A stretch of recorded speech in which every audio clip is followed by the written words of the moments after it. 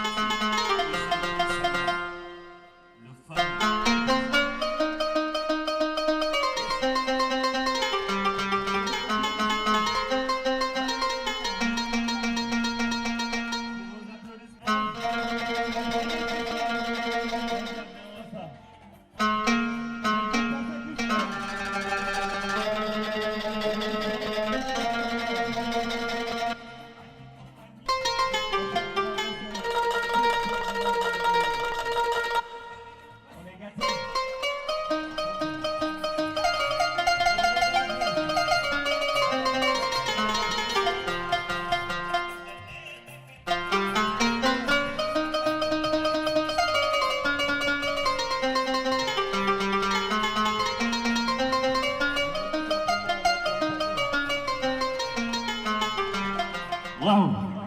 Alors si c'est noté sur 5, vous avez 3 sur 5. Je vais voir de l'autre côté ce que ça va donner. Tu vas payer très cher pour pouvoir avoir mes images. C'est pas gratuit. Alors, je leur ai noté 3 sur 5. C'est vrai que je reconnais des têtes, mais d'où l'aime faire là. Alors, Yewwi Askan Wi, est-ce que vous êtes là ce soir?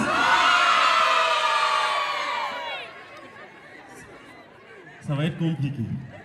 On va essayer de voir du côté de la tribune. Et souvent, c'est des VIP, ils ne veulent pas parler fort. Ils sont bien habillés, avec un bon parfum. Ça arrive juste là. Et je pense qu'ils vont le faire pour l'honneur de M. Idrissa Seck. Alors, Yewwi Askan Wi, est-ce que vous êtes là ce soir?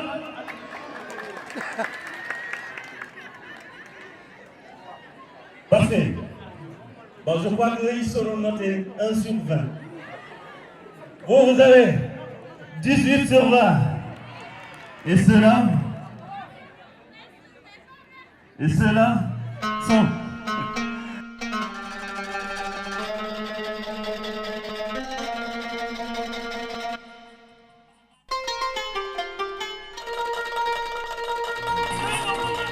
Quant aux activités ce soir, donc naturellement,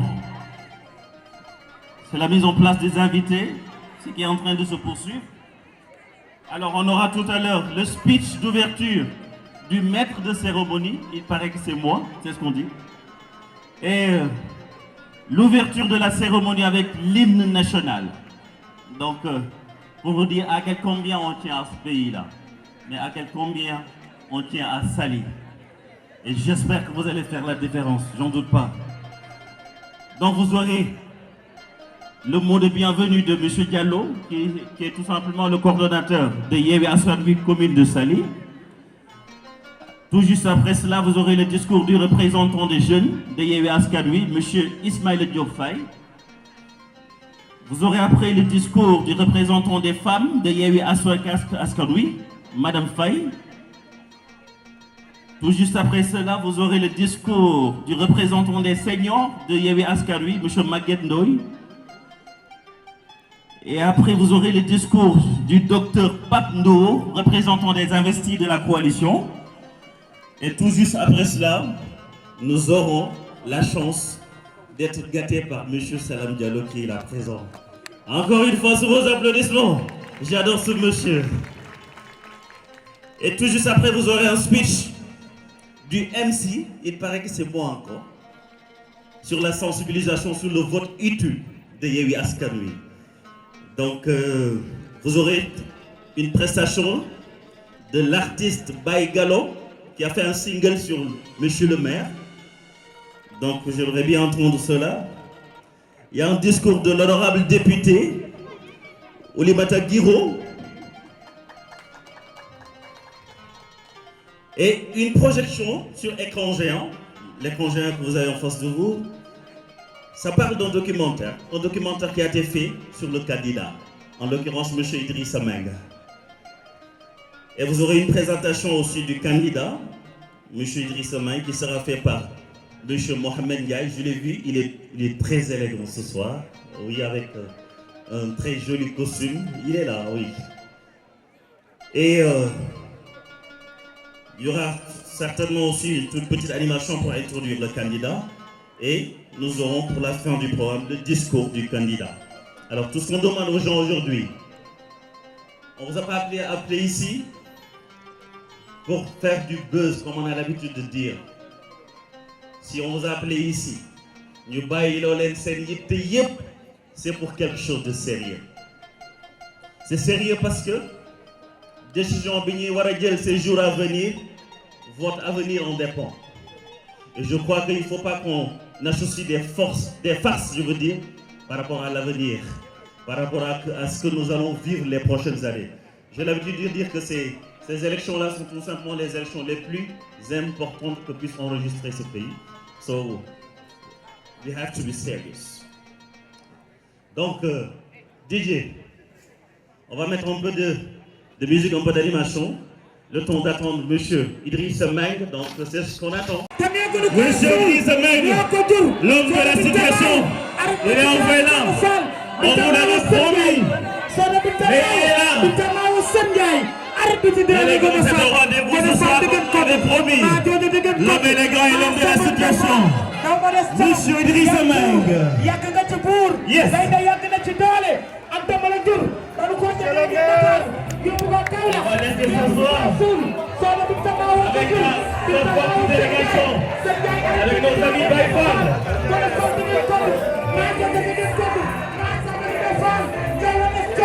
La coalition Yewwi Askan Wi. Ce soir avec M. Idrissa Menga, Monsieur le maire, une forte délégation ce soir.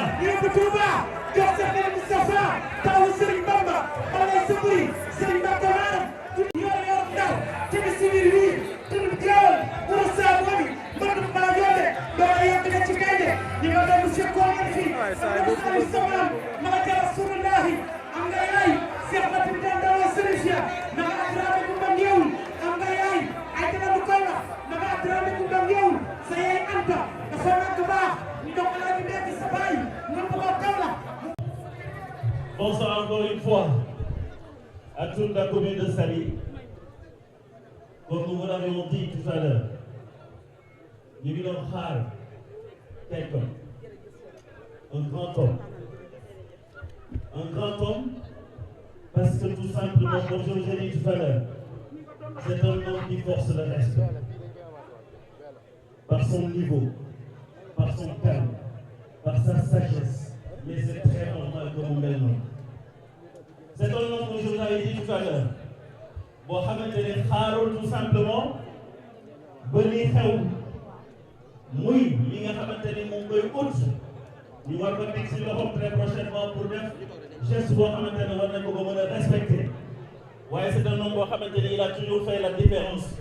wan askanam ñi nga xamante ne ñoom la dëkk di ay dëkkandoom comme je vous ai dit tout à l'heure Nous allons tout à l'heure sur mon documentaire pour Hamanteni. Comme nous l'avons dit, il y a des gens qui ont Hamanteni. Beaucoup de sur le parti. Nous avons fait témoignages de Hamanteni. Carrément, comme je vous ai dit, ça force le respect. Nous baillons ces limites. Nous sommes finis. Nous l'avons dit, nous sommes finis. Nous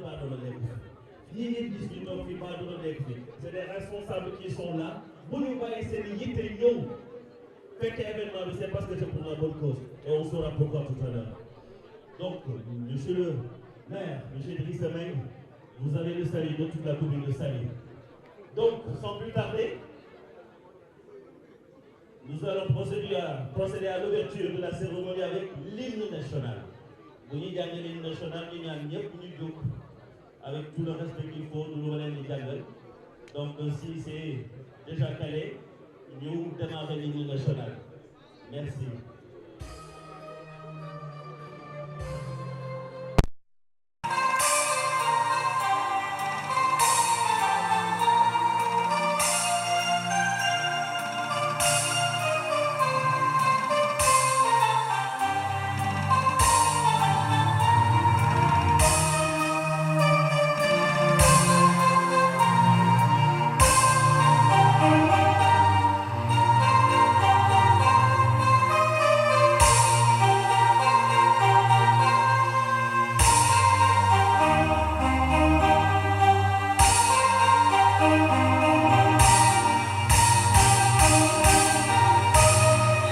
Merci beaucoup pour l'hymne national. Alors sans plus tarder, nous allons tout simplement lire le chronogramme très rapidement. Donc, la première personne qui va prendre la parole, effectivement, c'est M. Mamadou Diallo, qui est le coordonnateur de Yewwi Askan Wi de la commune de Saly. Il a 3 minutes, suivi du discours des représentants des jeunes de Yewwi Askan Wi, M. Ismaël Diop Faye, suivi du discours du représentant des femmes de Yewwi Askan Wi, Madame Faye, pour 10 minutes. M. Ismaël Diop Faye aussi à 10 minutes. Suivi du discours du représentant des seniors de Yewwi Askan Wi, Maguette Ndoye, pour 10 minutes. Suivi du discours du docteur Pape Ndour, représentant des investis de la coalition, pour 10 minutes. Et tout juste après cela, nous aurons la chance tout simplement d'être gâtés par M. Salam Diallo que voici. Donc on aura un petit speech du MC bien sûr sur la sensibilisation sur le vote utile de Yewwi Askan Wi, un peu d'animation et suivi de la prestation de l'artiste Baye Gallo qui a fait un single sur Monsieur le maire. Et tout juste après cela, on aura une projection sur écran géant, un documentaire sur le candidat. Et comme je vous ai dit tout à l'heure, nous avons toute l'attention qu'il faut pour cet documentaire. Parce que l'ici, c'est des gens qui sont neutres, qui ont fait des témoignages excellents. Nous avons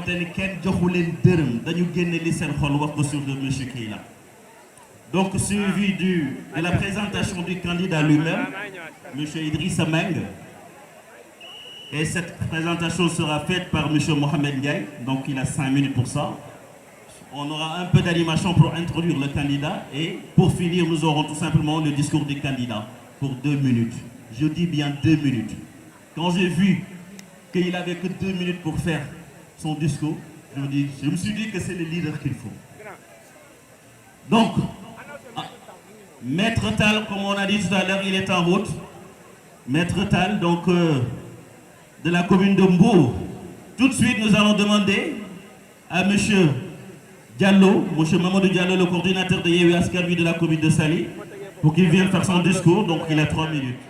Yewwi Askan Wi, Saly Vélingara. Yewwi Askan Wi, Saly Carrefour. Yewwi Askan Wi, Saly Station. Yewwi Askan Wi, Saly Tapé. Yewwi Askan Wi, Saly Koulang. Pour samp suñu mbër suñu candidat suñu maire inchallah mooy monsieur Idrissa Meng. Balaa may dugg si mën a waxtaan bi dama leen di expliquer tuuti rek lan moo waral Yewwi Askan Wi ñu sos ko si mën a Sénégal parce que des mën a parti mën a politique des mouvements xam nga d'opposition dañu xool na xeex bu Sénégal doon xeex yëpp depuis 2012 pour un état de droit pour que dëkk bi ñu yor ko si xam yoroon bi sell nguur bi nekk fi depuis 2012 dafa salfaañoo yëpp dëkk bi aussi si wàllu politique ak si wàllu économique ak si wàllu social muy sooxe looloo tax suñu responsable yi nekk ci kaw nekk il faut ñu jéem a booloo parce que booloo mooy doole pour que ñu mën a ànd ñu commencé ko ci élection locale yi ñu jëm en janvier 2022 ak les élections présidentielles en juillet 2024 ba les élections présidentielles en 2024 donc loolu moo tax ñu créer la coalition Yewwi Askan Wi yàlla def au niveau de la commune de Saly ñu jiital ci monsieur Idrissa Mbengue notre maire aussi am kontaan loolu di ñaan yàlla may ndam la coalition Yewwi Askan Wi au soir du 23 janvier 2024 donc maa ngi nuyu ñëpp di remercier yëpp vraiment tous les responsables ak les militants di leen wax actuellement il faut que nous booloo. Monsieur Ismaïla Diop Faye, vous avez 5 minutes. Asalaamaaleykum waa Saly, asalaamaaleykum waa Sénégal ñoo ngi nuyu ñëpp jël nuyoo bi teg ko ci suñu candidat monsieur Idrissa Mbengue mu teg ko loxo ci délégation bi fi nekk ñëpp donc dama bëgg ñu waxtaan. te ci waxtaan bi nag dama bëgg yéen ñëpp ngeen participer ci concept bi mooy waa ji liggéey na wala liggéeyul d'accord ngeen waa ji liggéey na wala liggéeyul mooy concept bi léegi may laajte plus de 10 ans de service Saly am plus de 15 quartiers benn oto moo yor suñu sécurité ñun ñëpp waa ji liggéey na wala liggéeyul plus de 10 ans de service Saly am plus de 15 quartiers benn lycée la ñu am te nekkul Saly moo ngi Malicounda waa ji liggéey na wala liggéeyul plus de 15 ans plus de 15 quartiers Saly am 15 quartiers plus de 10 ans de service poste de santé boo dugg Saly yaakaar naa ne sa feebar duñ ko fàtte parce que dara baax fa waa ji liggéey na wala liggéeyul ñun ñuy ay ndaw Saly jàng fu jàng waree am suñu diplôme bu ñu nekkee ak suñuy naataango képp ku ñu ci xamul bu ñu waxee ne Saly nga jógee ñu xoolee ne beneen bët waa ji liggéey na wala liggéeyul lan mooy solution bi lan mooy solution bi non déggoo leen ma ne lan mooy solution bi tout laa bëgg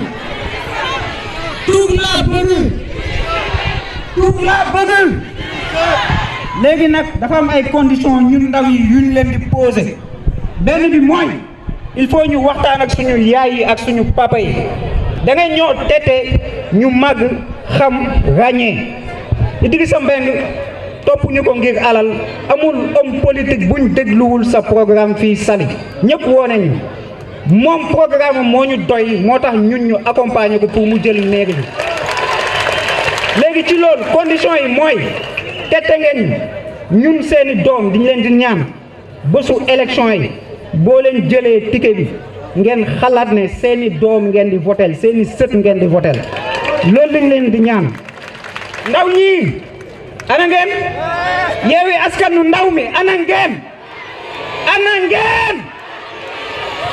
xam ngeen lan mooy défi bi dañoo ne ñun naan ataaye li ñu fi nekkee mobilisation li ñu fi nekkee nawetaan li ñu fi nekkee jouer pari foot li ñu fi nekkee léegi au soir du 23 janvier on va montrer à la face du monde que la jeunesse de Saly va voter massivement la coalition Yewwi Askan Wi. Nous allons mettre monsieur Idrissa Mbengue, candidat de la coalition Yewwi Askan Wi, comme le maire officiel de la commune de Saly. Donc moo d'ordre bi xam ngeen lan la teel a jóg voter sécuriser suñu vote au soir du 23 janvier, M. Idrissa Mbeng, la jeunesse de Saly, accompagnée de nos papas, de nos mamans et de nos grands-pères, nous allons vous mettre officiellement en tant que maire de cette commune. Je vous remercie. Merci beaucoup. Je crois que... Merci beaucoup, M. Ismaël Diop Faye. Hey, les gars, on ne fait pas de la propagande. Le gars, les mots wax fi yépp ñun ñëpp am nañu xel pour xam ndax dëgg la wala propagande la. On laisse tout le monde apprécier à la juste valeur de ces mots. Merci beaucoup. Yow de mën nañu compter ci yow. Encore une fois, comme il a dit, bu fekkee ne am nañ problème de sécurité, ça pose problème. Si le toll li Saly bu fekkee ni problème de santé mu ngi posé wu ba léegi, ça pose problème. Le gars qu'on voit, il n'est pas là pour se remplir les poches parce que moom alhamdoulilah ça va. Merci beaucoup. Donc, on va accueillir monsieur, ou plutôt Madame Faye, la représentante des femmes de Yewwi Askan Wi. Madame Faye, vous avez 10 minutes. Merci.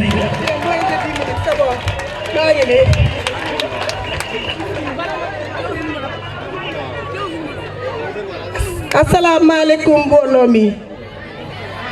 Chères militants de Yewwi Askan Wi, chers sympathisants, chers invités à vos titres, grades et qualités. Nous, femmes de Yewwi Askan Wi de Saly, sommes là pour participer au meeting d'investiture de notre candidat à la mairie de Saly, qui est M. Idrissa Mbeng. Nous venons de traverser une période tumultueuse de dépôt et la validation des listes d'investiture. Dieu merci, notre liste est bien validée. Chères militantes et militants, il nous reste maintenant le travail de terrain. Entrons dans les quartiers. Entrons dans des concessions, entrons dans les maisons pour expliquer notre programme pour Saly. Ces élections revêtent un caractère particulier car elles sont locales que de nom. Leur enjeu est national. Une large victoire de la coalition Yewwi Askan Wi est une pré-investiture de notre président pour 2024. La défaite de la coalition donnera d'envie à Macky Sall de briguer un troisième mandat. C'est pour cela que nous restons unis, forts et engagés, car ces élections constituent pour nous une préparation pour 2024. Tous ceux qui soutiennent le projet de 2024 doivent le faire dès maintenant. Merci de votre attention. Merci à vous. Yéen jigéen ñi lay waxal bi fa jigéen Yewwi Askan Wi dañoo yeeweeku ba pare fas yéene dem Yewwi Askan Wi. Ñoo bañ duñu ay jigéen yu ñu solal Lagos di leen duñu yëpp ci ay car ñi doon ñi gunge. Nous ne sommes pas des accompagnantes. Notre place est dans la société. Dañoo war a dugal suñu loxo ci li defar société bi ak li defar réew mi. Pour cela nañu jóg taxaw ndax soppi suñu dundin. Je ne saurais terminer sans ma ñaanal suñu monsieur le maire bi. Yan na fauteuil maire bi sedd guy ci sa kaw monsieur Mbengue. Gagné nga ba pare. Maa ngi ñaanal bépp candidat Yewwi Askan Wi maître Tall mi fi toog yan na siège mairie Mbour sedd guy ci sa kaw aussi. Nous avons gagné. Merci vivement. Merci à vous. Madame Faye, donc la représentante des femmes de Yewwi Askan Wi. Merci pour ce discours qui n'est pas un discours enjoliveur, mais discours boo xamante ne boo ko déggee xam ni xolam la waxee waaye boo ko déggee xam ni jigéen ñëpp la waxal. Ñun góor ñi li ñu xam wala boog li ñu ñam ba tax yenn saay sax ñuy cëppi ci seen ween yi lañ ko nampé kon kenn du. Alors sans plus tarder, donc nous aurons le discours du représentant des seniors de Yewwi Askan Wi. Maguette Ndoye, vous avez 10 minutes. L'élégant Maguette Ndoye, le constant Maguette Ndoye, l'honorable Maguette Ndoye, vous avez 10 minutes. Merci.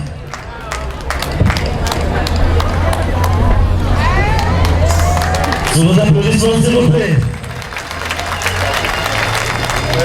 Assalamualaikum warahmatullah. Mbokki Saly, mbokki Sénégal, ñu ngi leen di nuyu yéen ñëpp di leen dalal jàmm, leen ñaanal yàlla tànk yi ngeen dox ba ñëw fii yal na yàlla def ko tànk yiw, def ko tànk barke, def ko tànk ndam. dañuy faral di wax ne lu yëngu li ko yëngal moo ko ëpp doole. tey dañu fi daje ngir yàlla ak investiture suñu maire waaye nag bu lëg-lëggee alam na ko gërëme coy. tey bu ñu mënee taxaw fii di wax waxu jël dëkk bi, di wax waxu lijjanti li nga xamante ne moom la dëkk bi di doxee, am na ku ko waral. bu ko defee bon kooku di suñu sang Seydi Mouhamadou Moustapha Sy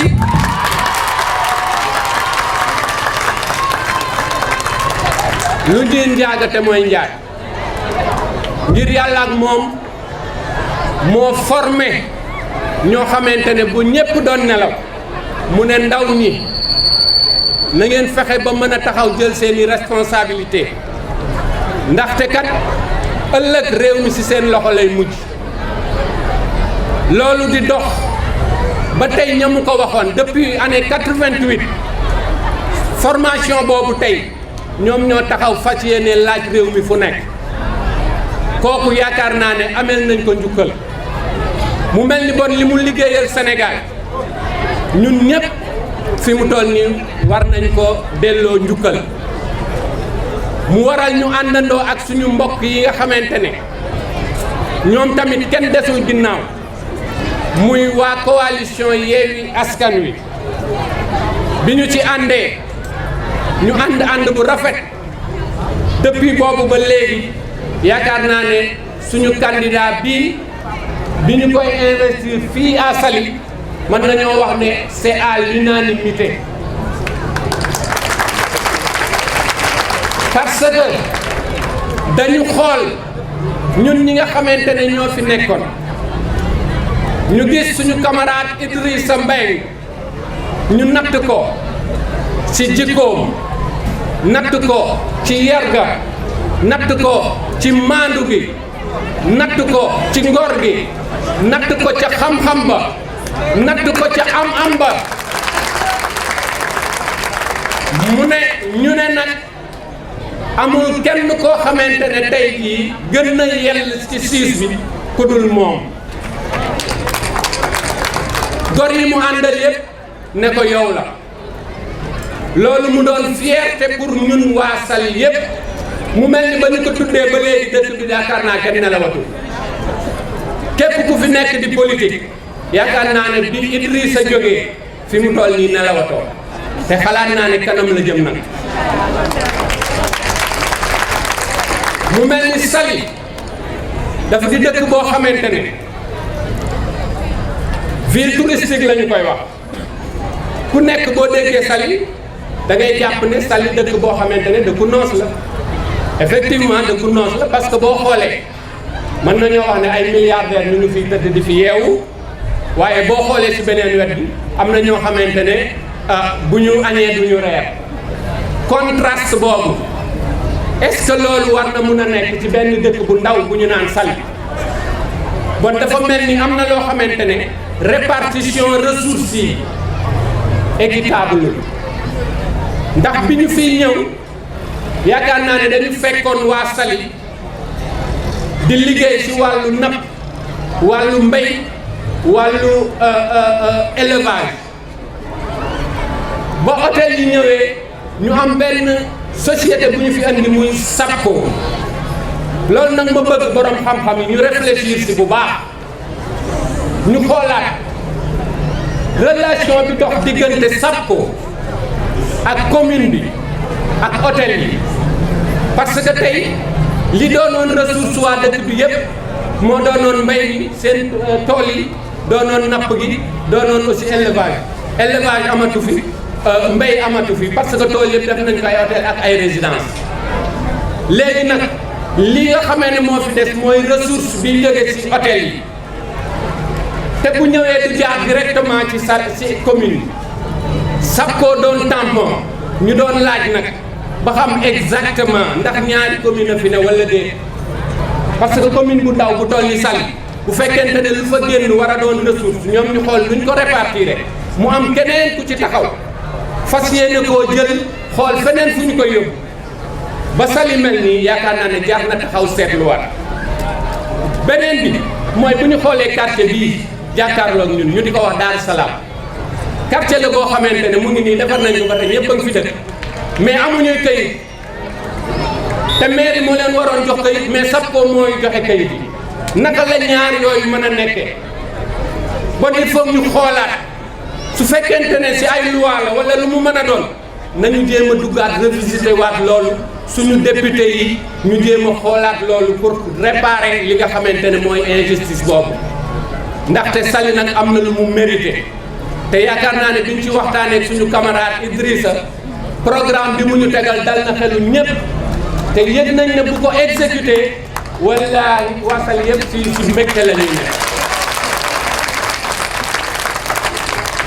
bon nag li ñu leen di ñaan fii ñu jëm nii mooy tey dañu doon ñoo xamante ne politique bi ñuy def il faut que ñu jéem a changer tuuti la politique bi ne fii ndaxte politique dafa am lu mu laaj te ñun ñëpp ay citoyen lañ te dafa laaj discipline yar gi nga xamante ne moo nekk ci Idrissa mii moom la ñu bëgg militant yépp roy ko ci moom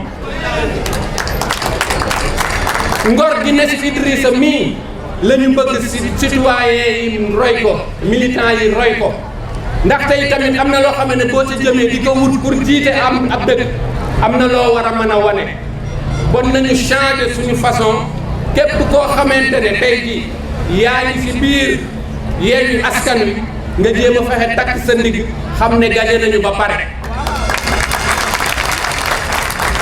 ndax Saly li koy doxal tey vision la ak programme te vision bi yaakaar naa ne bu ngeen toogee tuuti di ngeen gis li mu leen ciy wan kenn ku ci nekk dina am lu dal xelam ma yaakaar ne loolu bu ñu ci jàppalantee lépp dina baax bu ko defee nag xam naa kàddu yi di gudd comme guddi na ba pare bu ko defee ñu yemale ko foofu di sant ñëpp sans plus tarder di remercier aussi suñu honorable député Guiro Mbose Guiro ak Ndeye Koumba Dieng ñoom ñi nga xam ne ñu ngi jóge ba Dakar réega pour jéem a fexe wéttali ñu ci jataay bi ñu ngi leen ci remercier di leen sant di leen gërëm yal na yàlla fay leen yéen baa ñu wax asalaam. Merci beaucoup.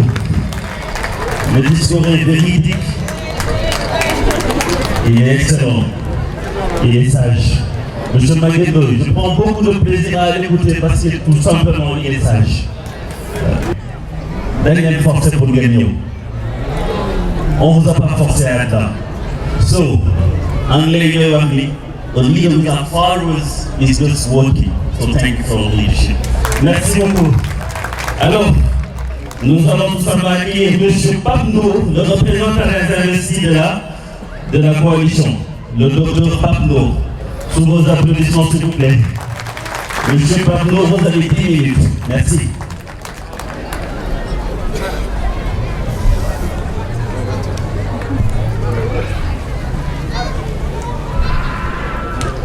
Assalamu alaikum wa rahmatullah taala wa barakatuhu. Bokk waa Mouride maa ngi leen di nuyu ñëpp seen tur ak seen sant. Madame et Messieurs les conseillers municipaux, Madame et Messieurs les associations de la commune, les chefs coutumiers, les chefs religieux, ceux de la presse, chers concitoyens, votre présence ici, aujourd'hui, nombreuse ce soir, montre l'intérêt que vous portez à notre vie locale. Très sincèrement, je vous en remercie au nom de tous les conseillers et notre cher candidat à la mairie, Idrissa. Idrissa, je l'ai connu il y a 30 ans, en milieu académique, à l'ISM, l'Institut supérieur de management. Brillant étudiant, il avait été retenu associé. Il était distingué. Moi, j'ai été pour faire mon management, mon exécutif du programme, et j'ai été retenu comme responsable des programmes de santé. Je connais Idi parce que nos familles se connaissent. Ici, son grand frère, Pape, ici présent, que je salue, allait avec le mien. Donc je connais très bien Idrissa. Je peux vous dire qu'Idrissa n'est pas un profil tout court, il est plus qu'un profil. Un profil, on peut l'avoir partout. Il suffit qu'il ait la légitimité. Pratiquement nous tous ici qui sommes majeurs pouvons être légitimes à mettre Sali. Il lui suffit d'avoir une compétence théorique, parce que théoriquement, il aura les ressources à la fois matérielles et humaines pour travailler. Et juste une acceptance, quelques militants derrière lui. Il dit plus que ça, il est une autorité.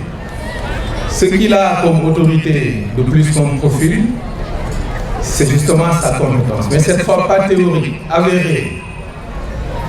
Gérer une mairie, c'est de l'administration et du management. Il dit l'enseigne. Pourquoi? Parce qu'il le maîtrise et il le contrôle. Donc il a une compétence non seulement théorique, mais avérée. Au-delà de cette compétence, il a le charisme qu'il faut, qui caractérise une autorité. Mais surtout, le système de valeurs. Le système de valeurs est fondamental. Si très souvent nos choix ont abouti à des impasses, c'est parce que justement, nos choix politiques n'ont pas souvent tenu compte de ces systèmes de valeurs. C'est avec ces systèmes de valeurs, je peux vous le dire, que nous allons non seulement vous dessiner un avenir nouvel, positif, heureux, mais c'est avec ce système de valeurs que nous débattrons avec vous tout le temps du chemin qui mène vers cet avenir. J'aurais voulu par contre que nous nous posons la question suivante. Nous allons gérer une commune si vous votez pour nous. Mais qu'avons-nous aujourd'hui de commun? Hélas, au-delà de la commune, pratiquement rien. Or, dans une commune, les habitants d'une commune doivent avoir quelque chose de commun. Au minimum, ils doivent avoir, entre autres, une mémoire partagée. Est-ce que ça est là? Une fierté partagée. Est-ce que nous l'avons? De hauts faits, des martyrs, des héros, des valeurs de solidarité et d'amour. Il nous faut ça. Parce que c'est ces valeurs qui mènent vers l'intelligence collective. Nous ne pouvons rien faire sans l'intelligence collective.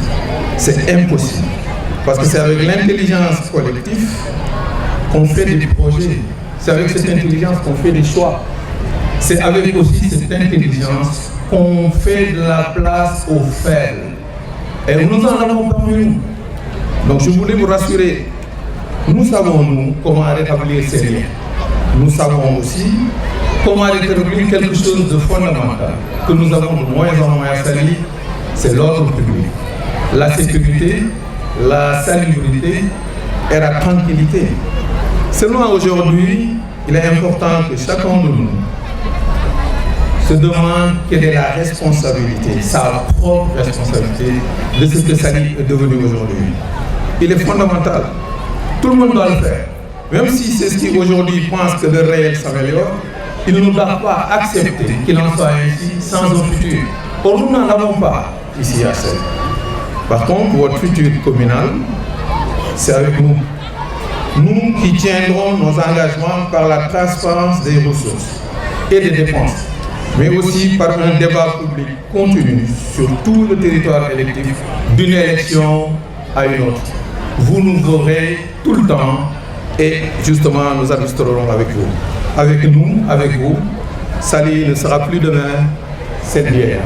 Merci de votre attention. Merci beaucoup à vous. Voilà, donc sans plus tarder, nous allons demander à Madame Ndeye Koumba Diène de nous rejoindre ici en tant que présidente du Mouvement national des femmes du PUR. Sous vos applaudissements, Sanego Mission. Madame Daïkouba Diène.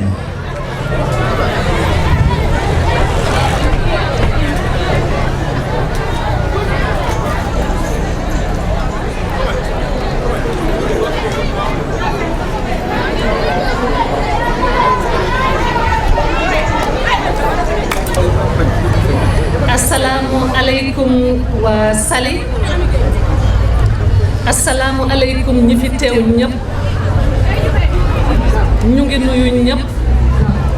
Wande comme ni ñu koy faral di def dañuy nuyu suñu président de parti ba pare mooy ki ñu boole ak jëm tedd bii suñu sang bi Idrissa Mbengue muy le professeur Seydi Mouhamadou Moustapha Sy. moom mi nga xam ne moom ci ñi taxawal coalition bi ci la bokk moo jiite ci coalition bi donc ci barkeem lañu leen di ñaan Saly bu ñu bëggulee nañ ñu may ñu yóbbu Idrissa Mbengue yóbbu ko suñu gox teg ko fa ndax xam nañu valeur am xam nañu valeur am ci juddoo xam nañu valeur am ci ngorom xam nañu valeur am ci taxawaayam xam nañu valeur am ci compétence am ñun nekk nañu ak moom ci parti mais naw nañu ko ndax jëfinam Idrissa loxo set na tabarkalla sa poche set na koo seqal xam na ko teg sa bët set na loolu la ñu nawe waa Saly bii ndax xam nañu ne ñaaw bu fi am ñaawteef bu fi am tilim bu fi am yàqu-yàqu bi fi am bu ñu la jëlee def la maire ru Saly bii incha allah lépp dina defal waa dafa mel ni yéen waa Saly yéen a am chance tabarkalla nitu valeur bii ñëpp soxla ko tabarkalla yéen ngeen gañe ko tabarkalla yàlla ngeen ko mënuloo ndax xam nañu ne dina gañe incha allah dina gañe ci barke wasila dina gañe ci barke mbokkam dina gañe ci barke képp koo xam ne ya defaral na yàlla lu tuuti te di nooyee ci Saly bi ñuy ñaan nag suñu mbokk jigéen ñi bu kenn nelawati bu kenn talati dara na ngeen ko jàppale ndax boo leen ko jàppale incha allah jàppale ngeen ko jar jàppale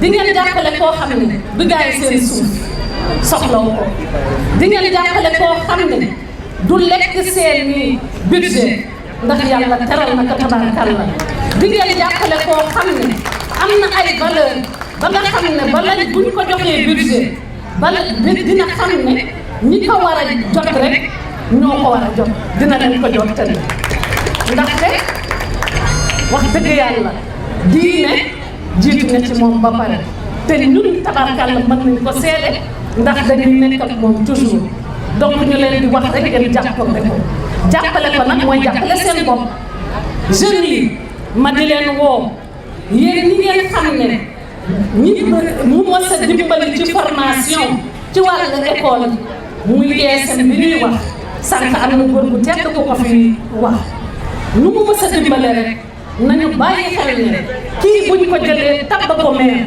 dina leen jàppale bourse yaa ngi fi jàng baa ngi fi xam-xam baa ngi fi donc ci wàllu boobu yëpp ñu war ci sa soxla nit dina ko matale ba mu mat sëkk donc ñu ngi woo jeunes yooyu na jàppale Idrissa Mbengue jàppale seen bopp la jigéen ñi jàppale Idrissa Mbengue jàppale seen bopp la ci seen wàll ci panel ménagère bi di jàppale seen bopp la ci seen njaboot jàppale seen bopp la ci seen borom kër yi am loo xam ne dinañ ko ñëw di ko jàppale ci yéen mu dugg ci biir askan wi donc ñu ngi nuyu ñëpp di leen ziar di baal ak dañu ne woon rek dañuy ñëw wéttali si ko mais ñu ne fokk ñu sànni si kàddu dinañ ko def ndax Idy moo ñu ko jaral ñu ngi nuyu ñëpp di ziar ñëpp di béggee ñëpp jàppale leen Idy de boo leen soxlawul rek ah bu benn bëgg ngeen kon Idy fii Idy Saly Idy Saly Idy Saly Idy Saly Idy Saly Idy Saly juróom-ñaari yoon Idy Saly bi asalaamaaleykum wa rahmatullah. L'honorable Maman Ndeye Coumba Diène, sous applaudissements. Comme je vous l'avais dit, c'est une femme de valeur et de principe. Et ça pendant de très longues années. Mesdames et messieurs les membres de la délégation nationale de la coalition Yewwi Askan Wi, mesdames et messieurs les membres de la délégation départementale de la coalition Yewwi Askan Wi, mesdames et messieurs les membres des partis politiques, mouvements et associations partenaires de la coalition Yewwi Askan Wi, chers invités, chère population de Saly, maa ngi leen di nuyu bu si nekk si turam ak santam di rafetlu seen teewaay di leen gërëm ci li ngeen bokk ak ñun liggéey bi xam naa tey jafe-jafe bi ma am mooy kii ñu ma wax ma présenté ko yàlla dafa dogal bi may am 20 ans laa ko miin di ànd ak moom ba fi ma toll nii waaye mësuñu wax lu romb organisation stratégie ak méthode moo tax ma am jafe-jafe loolu tey pour ma wax ay qualité ci moom waaye bi ñu tàmbalee liggéey bi sur la route de la mairie de Saly dañuy dem di def ay visite de proximité di waxtaan ak population yi di déglu lan mooy seen jafe-jafe délégation bi ñëpp ñu ngi déglu waaye ku si mel ni man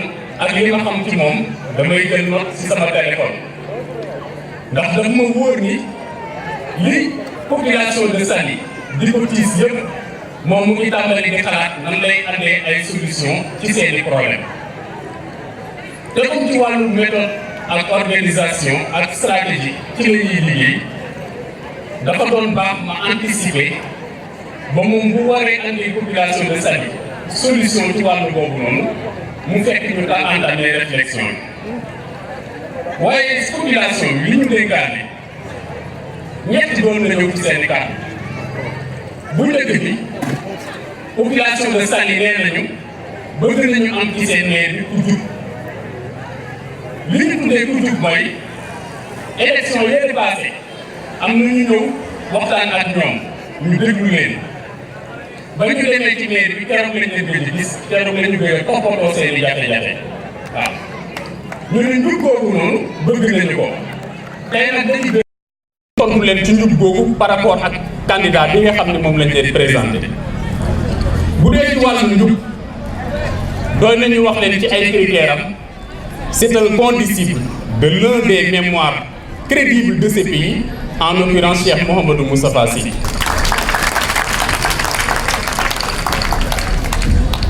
compagnonnage bi mu am ak kilifa googu dafa tax ñu teg ci seeni loxo li ñu tuddee caution morale te muy njub bi ngeen di tudd dañ ko koy perfuser ci ADN am mënul def leneen lu dul loolu. ñaareelu critère bi ci wàllu njub mooy ngeen xam ni candidat bii ñu leen proposé favorisé na nekk référence ci près de 1200 diplômés au niveau du département loolu moom moo ko def le plus grand pourvoyeur de ressources humaines du département bu ñu tuddee ressources humaines mooy nit ñoo xam ni formé nañu leen ci xam-xam ak ci njub ba ñu mën a liggéey moom ba mu tàmbalee 2006 ba fi mu toll nii waxuma commune de Saly département de Mbour près de 1200 jeunes diplômés injecté na ko ci tissu économique ci wàllu njub boobu ba léegi dama leen di xamal ni kii moo bokk ci coalition bu ñu naan coalition Yewwi Askan Wi mu bénéficier d'un enrôlement laa ko mën a tuddee parce que moom demandé wul à être candidat te compagnonnage bi ñu am ak moom bi ñu ko xamee ba léegi mosuñu gis poste de responsabilité bu ñu ko jox boo xam ne moom moo ko laaj ci boppam ñi ko miin di liggéey ak moom ñoom ñooy jóg def lobby def ay concertation ba teg ko suñu kanam pour que moom mu jiite liggéey bi ci wàllu boobu au niveau de la coalition Yewwi Askan Wi dafa bénéficier sànq benn doyen wax na ko d'un choix quasi unanime. ñaareelu jafe-jafe bi nga xam ni population de Saly bëgg nañ mu changer bu ñu jógee ci élection yu 23 janvier mooy bëgg nañ ci seen mairie ñu am fa koo xam ne ku mën la waaw ku mën mooy koo xam ni jafe-jafe ñoom bu ñu wax dina ko mën a faj dina ko mën a saafara. ci wàllu mën googu itam critères yi ci mën a tudd mooy jëmm ji toog dañu proposé leen ko comme candidat mu ngi am son baccalauréat au lycée Valdiodio Ndiaye de Kaolack en 1990.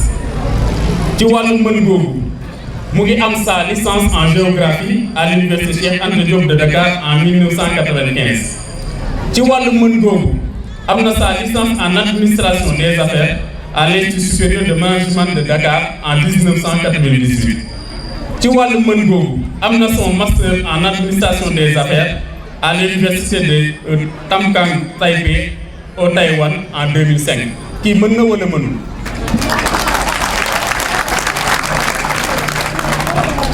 mën na li ñu koy doyee ci mairie Saly wala mënu ko.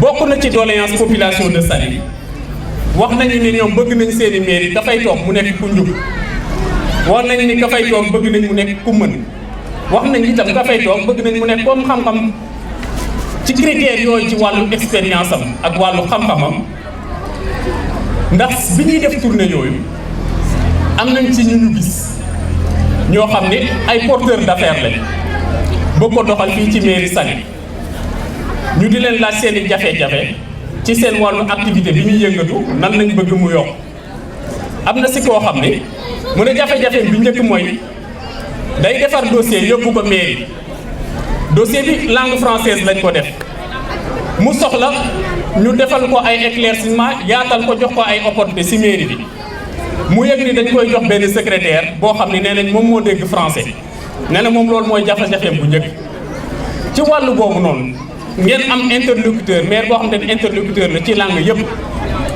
waxuma la ni dégg na français waaye am na certificat de langue benn bi en anglais la beneen bi mu ngi ko am en chinois au Mandarin Training Center à Taipei toujours à Taïwan.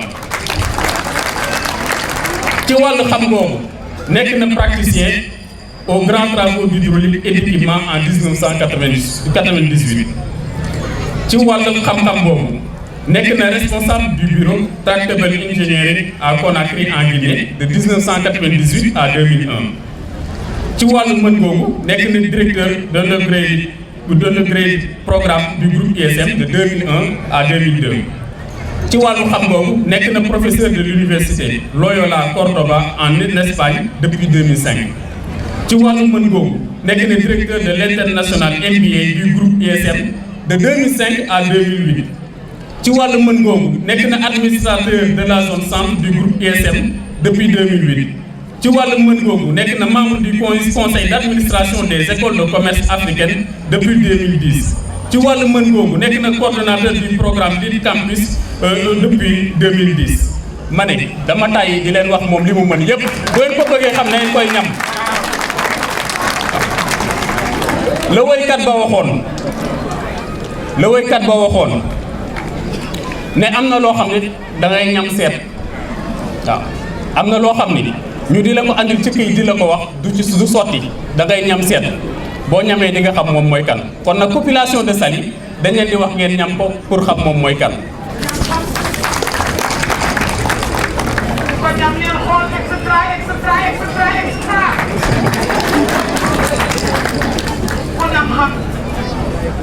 ci li nga xam ni nag moom la fas yéene def ci Saly dafa wax équipe bi nga xam ne ñoom la àndal mu ne na ngeen fexe ba li nga xam ne moom lañ fas yéene def mu am ñetti couleur ñuy doxee ci ñetti melokaan ñuy doxee ci ñetti tànk bu njëkk bi mooy li tubaab tuddee inclusion ndax boo tuddee Saly rek nit ñi li ñu xam mooy Saly ville touristique mu ne li ñu bëgg a def mooy ñu fexe ba ñu xam ne Saly ville communautaire et inclusive la képp koo xam ne yaa ngi Saly mu ngi lay intéressé nga xam ne Saly ay communauté ñoo fa nekk am na ay bambara am na ay joola am na ay pël am na ay tukulóor am na ay séeréer am na ñoo xam ne c'est des partenaires étrangers yu choisir am nationalité sénégalaise di dund ci sunu biir kon nag Saly dafa war a nekk une ville communautaire et inclusive.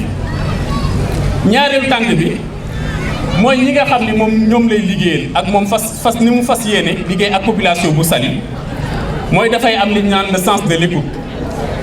sens de l'écoute boobu moom moo tax fi ñu jëm tey du coalition Yewwi Askan Wi rek moo koy boot ndax coalition Yewwi Askan Wi gàcce ngaa laa ma ñoom ndax ba Saly soxlaa candidat bu mët pour yore commune bi liggéey nañu def taxawaay ba jàpp ni candidat bi gën ci Saly ñu ñëw teg ko seen kanam muy la personne de monsieur Idrissa Mbengue.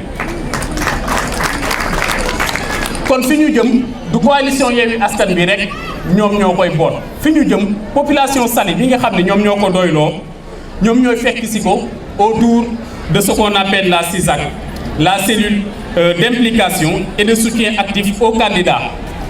ndax bu ñu tuddee soutien politique li ñu miinoon mooy ñu ne dëgg la diw moom kat candidat bu baax la fu ngeen toll ci liggéey ñu ngi leen di soutenir moom soxlawul soutien boobu. soutien bi mu soxla mooy li ñu naan soutien actif mooy li ñuy wax implication bu active loolu la ñu soxla kon nag fii ngeen toll ngeen choisir ko comme candidat dafay jaadu bu ñu weesoo meeting d'investiture bii nii suba ngeen di ànd ak moom fépp fu mu wàcc ngeen jiitu ko fa lépp lu mu laaj ngeen def ko sunu papa yi ak sunu yaay yi ak sunu rak yi ak sunu mag yi nekk ci kër yi képp ku ngeen ci xam mu am carte d'électeur mu ànd ak moom au soir du 23 janvier ñu installé ko au niveau de la mairie de Saly. ñetteelu tànk bi mooy accompagnement wax naa sànq ni bi ñuy def tournée yi pour xam population de Saly li ñu soxla am na ci ñoo xam ne nee nañ keroog bañ xamee ni Saly am na maire keroog lañ gëj a xam lu maire bi def waaw moom wàllu accompagnement boobu daf ko teel a yitteel kon monsieur le maire mu mel ni ci li ñuy liggéey am nañu 1825 jours à partir du 23 janvier loolu mooy mandat de 5 ans ci 1825 jours yi am nañ ci 21 sessions de communication yoo xam ne da nga koy waxtaan ak waa population de Saly kon kii est-ce que dina jar ñu di ko wëri waaw 21 sessions de communication lañ prévoir tous les trimestres mu waxtaan ak population de Saly ci ñetti mbir benn ci délibération yi ñuy def au niveau de la mairie ñaareel bi ci ay questions citoyennes yoo xam ne population de mairie ñoo ko ci population de Saly ñoo ko ci interpellé ñetteel bi ay présentation de projet ak programme de développement parce que projet ak programme de développement ci la jëm ak ñoom mu mel ni lii la ñu indi woon doon leen wax ci candidat bi li ci des comme ni ma leen ko waxee mënuñu ko def ci këyit da ngeen koy ñam seet bu ngeen ko ñamee seet di ngeen xam moom mooy kan ngeen daal ñu merci beaucoup. asalaamaaleykum wa rahmatullah wa barakaatuhu. mbokku Saly dafa am lu ma leen bëgg a ñaan rek ngeen may ma ko mooy dama bëgg yéen ñëpp ngeen tàccul ma goro bi toog ba seen loxo yi booy tàccuwaat leen ko ba seen loxo yi booy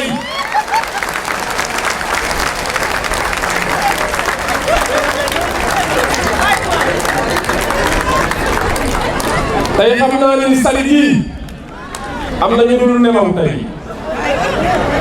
waaye boo yegg si Saly Ndakaaru yaay palais de la République am na ñu dul nelaw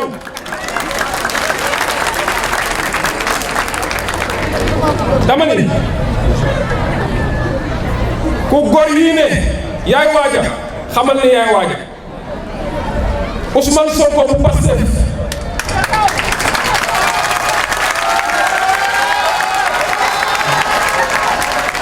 Khalifa Sall mu taxaw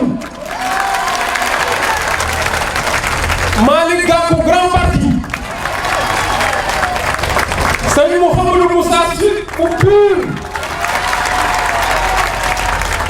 Aïda Mbodj Déthié Fall ak ñeneen ñëw ne Idrissa Mbengue mooy waaji Idrissa Mbengue mooy waaja ba tax na may wax ni yéen waa Saly ak li wër Saly bu leen gën a ëpp fulla bu leen gën a ëpp fayda dégg naa ni sax am na koo xam ne pour mu toog fi toogaat fii il va falloir muy jëlee ay électeurs feneen dem na ba Ndiassane jël fay électeurs na xam ne waa Saly ñooy fal te tànn nañ seen candidat ba pare tànn nañ seen maire ba pare. bu ñu fi jógee liggéey bi tàmbali na dañ maa wax léegi dama yaay wax au nom de tous les autres candidats investis dans le département. J'ai vu mon frère Demba Faye, docteur Gaye, waa Dias, Sindia, su ma limee juum waaye ñoom ñëpp jox nañ ma kàddu ne ma incha allah rabbi il faut tous prier pour une victoire éclatante ici à Saly au soir du 23 janvier waaye ñu ngi lay ñaan tamit nga ñaanal ñu.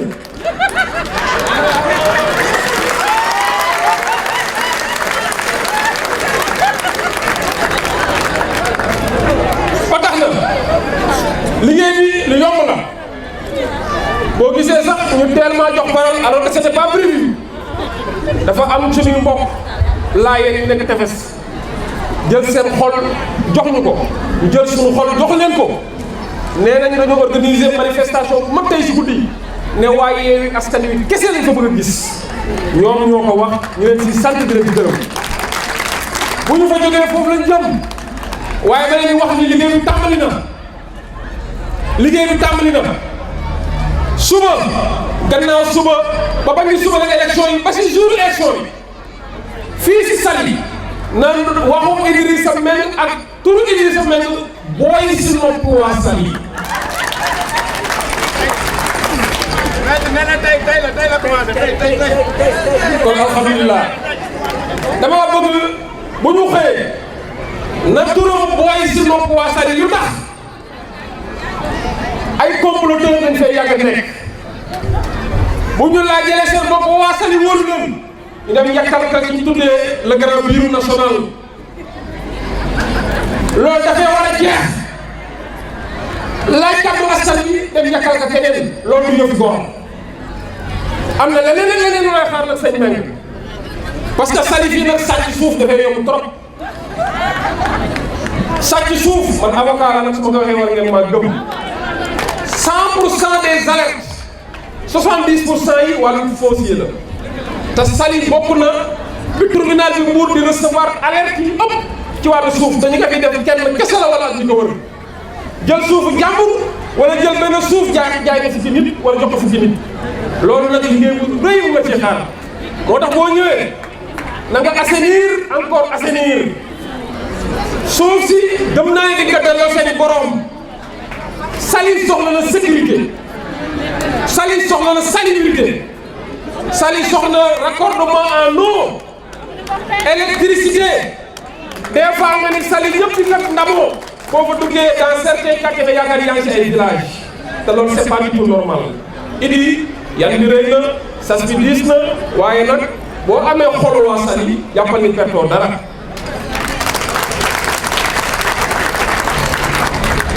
kaar yi grand place yi mbootaay yi jàkka yi kër yi na campagne leen ngeen dugg fépp bu leen bàyyi dara bu leen xeeb dara Idrissa Meng wane na boppam si social ku tabax ay école di jël ay nit fexe ñu nekk ay diplômé te seeni waajur seeni loxo demeewul noonu lu mu am ci as tuut di ko bokk ak askan wi kooku bu nee jox leen moom ma doxal xam ngeen ni kooku mooy gor kooku mën a doxal du ma guddal damay gàttal rek parce que li ñu war a wax moom bari na waaye da ngeen xam ne ñun candidat yi investir fii si département bi képp ku ñu xam incha allah biir Saly dinañ fexe bañ voté la te dinañ la jàppale waaye yow tamit képp koo xam si beneen i wàll si beneen i fànn nañu ñëw yekkal ñu. asalaamaaleykum wa rahmatullah. Merci beaucoup. Maître Abdoulaye Tall. Merci beaucoup. Ah, le discours est énorme. jërëjëf jërëjëf yaakaar naa ni ay kàddu la yoo xamante ni mënta woon ñàkk te nekkul kàddu yoo xam ne dañu ko sànni mais accompagné de témoignages ay nit yoo xamante ne nit ñu am valeur lañ ay nit yoo xam ne nit ñu crédible lañ nit yoo xam ne nit ñu am une signature honorable ñoom ñoo def ay témoignages yoo xamante ni si ki li ko def seen moroomu góor la comme ñoom muy monsieur Idrissa Mengue yaakaar naa ni dañuy wax ni légetu kese naxul bëri waaye moom aussi naxul am na loo xamante ne waxalu ma boppam ay góor comme moom ñoo ko waxal des intellectuels des gens yoo xamante ni bu dee am njàng am nañ ko bu dee xam-xam am nañ ko des gens yoo xamante ni nit ñi mën nañ leen xool am si ñoom confiance nit ñi mën nañ leen xool wóolu leen ñoom ñoo def des témoignages yoo xamante ni fa tabarakallahu ñun amatuñu benn hésitation dañuy dem rek avant ñu koy introduire am na loo xamante ni waa Saly ñoo ma ko yónni dañu wax ni Saly c'est un site touristique noonu lañ ko tuddee mais moi je vois pas le tourisme je vois pas le tourisme aucun site est touristique par essence da ngay am un manager bu mat li mu doon bu am xam-xam boo xamante ne datonewul pour mu mën a jël Saly transformer ko en paradis et loolu la ñu xaar si monsieur Idrissa Mengue. Donc sans plus tarder, sous vos applaudissements, nous allons accueillir monsieur Idrissa Mengue, le maire de la commune de Saly. Monsieur Idrissa Mengue, sous vos applaudissements. A big standing ovation. Monsieur Idrissa Mengue, vous avez la parole.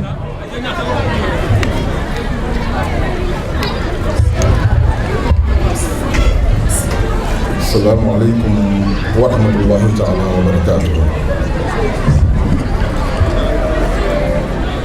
Mesdames, Messieurs,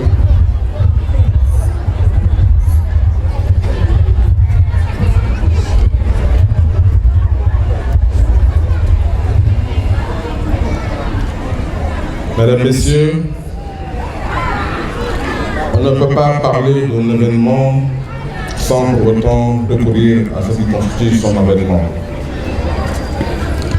Je suis acteur politique et localement à la tête d'une organisation aussi déterminée à apporter le changement, je veux dire, Yewwi Askan Wi.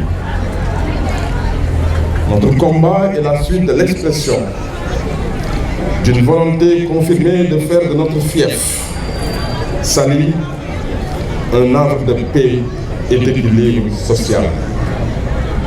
Et depuis, nous n'avons nullement lâché prise. Depuis quelques semaines, ceux qui vous ont accueillis ici n'ont ménagé aucun effort pour la réussite de cette journée, qui demeure fatidique pour eux. Et la raison est simple. Ils sont tout aussi conscients de la nécessité de participer à l'éclosion de la plus naturelle des lois en matière de gestion de la cité, celle que l'on désigne par le terme changement.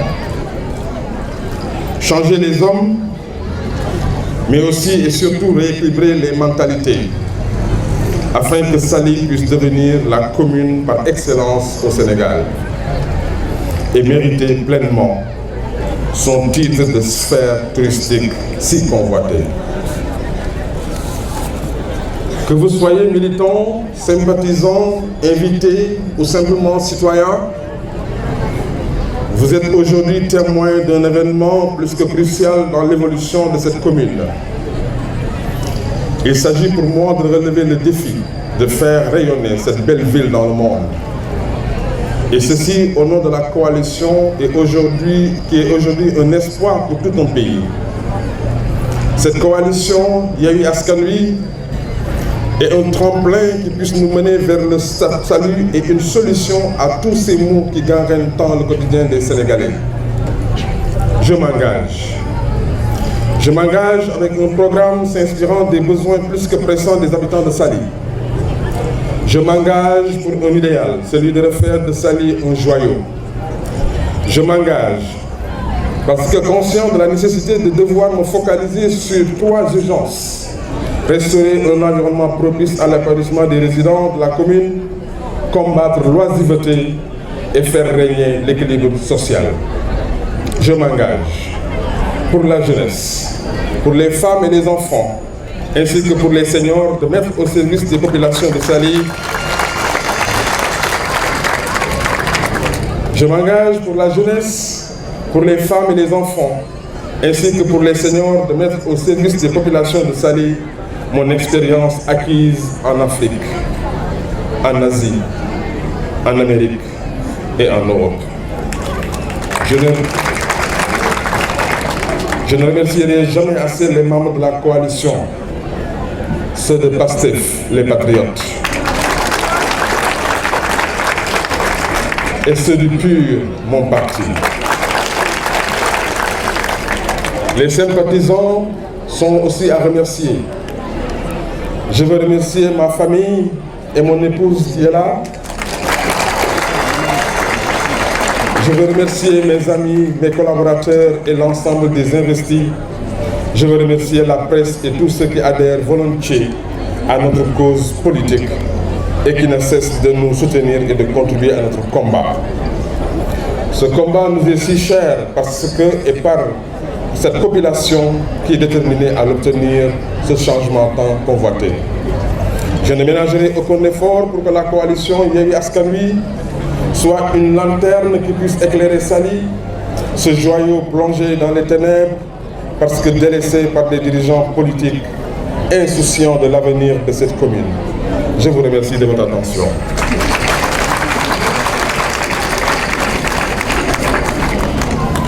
Assalamu alaikum wa rahmatullahi ta'ala wa barakatuh.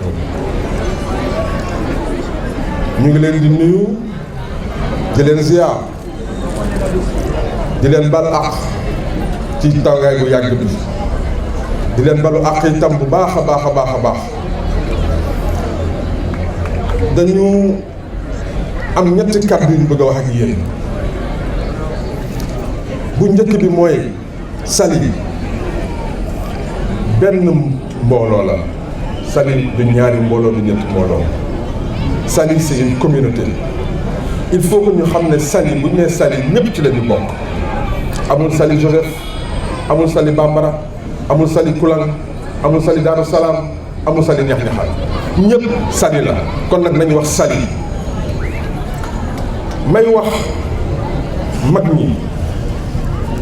mag ñi dëkk Saly ma di leen di ñaan ngeen ñaanal ngeen féete course ak chapelet yi ngeen ñaanal seen doon parce que xëy na yéen am na fu ngeen yéene woon Saly àgg fa waaye tey ci njaboot gi am nañ déception ci fi ñu jiital yóbbu Saly ñun ñu fas yéene la ngeen ñaanoon suñu borom ñu mottali ko te mooy seen njaboot yi dund ko ci seet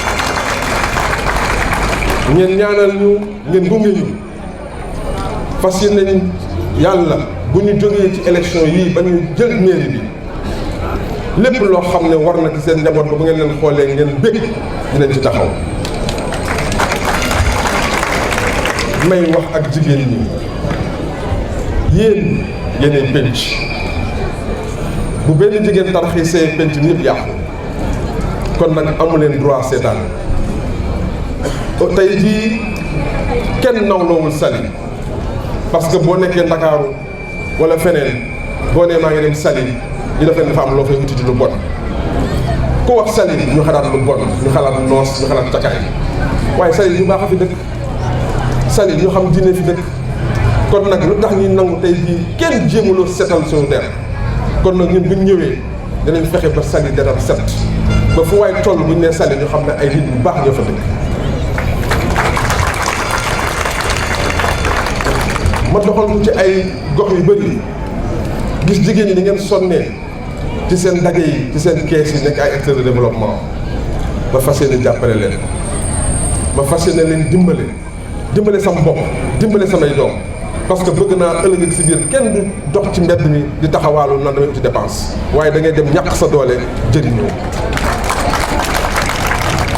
Yéen jeunes yi ma leen di wax ñaar bu leen nangu ñu leen di féetalee sport ak fo am na luy seen njëriñ ci réew mi réew bu jagee jeunesse bi moo ko jagal kon nag nañu ànd ñun ñëpp ñu taxaw liggéey am ci dëkk bi xaalis bi génn ci dëkk bi dellu si ci yéen liggéey bi am ci dëkk bi ñëw ci yéen ba ñu fexe ba Saly nekk dëkk boo xam ne ku nekk Dakar wala feneen ñee waa Saly bëgg a ñëw dëkk Saly lii mooy li nga xam ne moom laay ñaan kenn ku nekk ci yéen bu ngeen ñu jàppalee incha allah ñu fas yéene ñu taxaw ñu nekk benn ñu góorgóorlu incha allah bu ñu demee ba le 23 janvier Saly changé bopp Saly jëm bopp bu bees ñu jëm ci nga xam ne moom mooy fexe ba naataange ràññee ci dëkk bi yëpp salaamaaleykum wa rahmatullahi taala wa barakaatu.